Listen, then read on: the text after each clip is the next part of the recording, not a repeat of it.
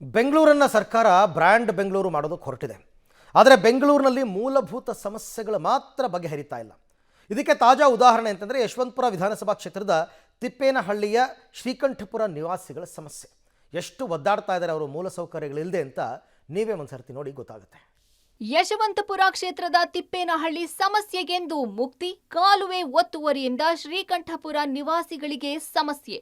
ಬೆಂಗಳೂರಿನ ಪ್ರತಿಷ್ಠಿತ ಯಶವಂತಪುರ ವಿಧಾನಸಭಾ ಕ್ಷೇತ್ರದ ತಿಪ್ಪೇನಹಳ್ಳಿಯ ಶ್ರೀಕಂಠಪುರ ನಿವಾಸಿಗಳ ಪಾಡು ಹೇಳತೀರದು.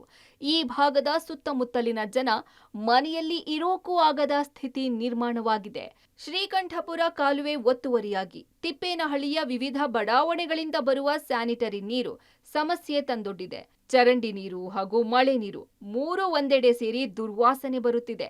ಕೊಳಚೆ ನೀರಿನಿಂದ ಸಾಂಕ್ರಾಮಿಕ ರೋಗಗಳು ಹರಡುವ ಭೀತಿ ಇದೆ. ಮಕ್ಕಳಿದ್ದಾರೆ, ನಮ್ಗೆ ಅವ್ರಿಗೂ ಹೆಲ್ತ್ ಇಶ್ಯೂ ಆಗುತ್ತೆ. ನಮ್ಗೆ ಆದಷ್ಟು ಬೇಗ ತುಂಬಾ ದಿನದಿಂದನೂ ನಮ್ಗೆ ಸೊಳ್ಳೆ ಕಾಟ ಮತ್ತೆ ನೊಣದ ಕಾಟ, ಫುಡ್ ಮೇಲೆ ಮಕ್ಕಳು ತಿನ್ನೋ ಫುಡ್ ಮೇಲೂ ಕೂರ್ತವೆ. ಅದನ್ನ ಆದಷ್ಟು ಬೇಗ ಕ್ಲಿಯರ್ ಸರ್. ಇನ್ನೇನು ಒಂದು ವರ್ಷದಿಂದನೂ ನಮ್ಗೆ ಕಂಪ್ಲೇಂಟ್ ಆಗ್ತಿದೆ ಸರ್. ಮಳೆ ಬಂದ್ರೆ ತುಂಬ್ಕೊಳುತ್ತೆ ಮತ್ತೆ ನೊಣ ಎಲ್ಲ ಕೂತ್ಕೊಂಡ್ಬಿಟ್ಟು ಫುಡ್ ಮೇಲೆಲ್ಲ ಕೂರುತ್ತೆ.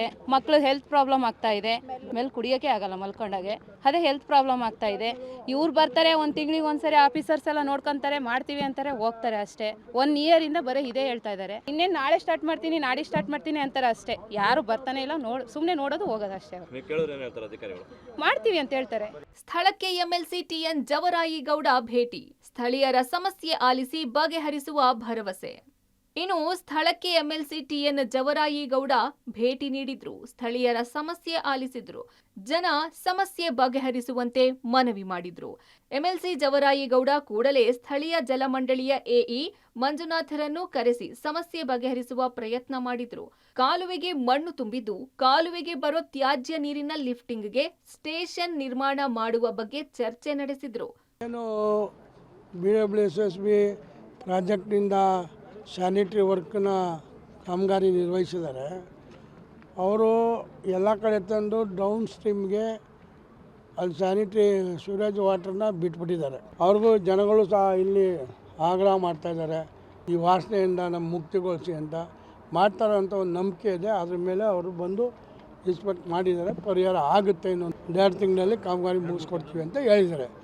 ಇನ್ನೊಂದು 2ನೇದು, ಮಳೆ ನೀರು ಏನು ಹಳ್ಳದಲ್ಲಿ ಹೋಗ್ತಾ ಇತ್ತು ಸರಾಗವಾಗಿ, ಅದು ಎಷ್ಟು ಬಿಡಿ ಡ್ರೈನರು ಅದಕ್ಕೆ ಕ್ರಮ ತಗೋಬೇಕು.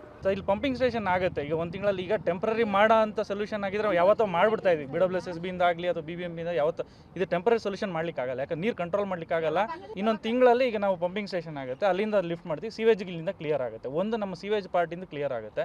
ಈಗ ಲೆಚೆಟ್ ಪಾರ್ಟ್ ಅವರು ಅದನ್ನು ಸಾಲಿಡ್ ವೇಸ್ಟ್ ಪ್ಲಾಂಟ್ ಅವರು ರೆಸ್ಪಾಂಡ್ ಮಾಡಬೇಕಾಗುತ್ತೆ.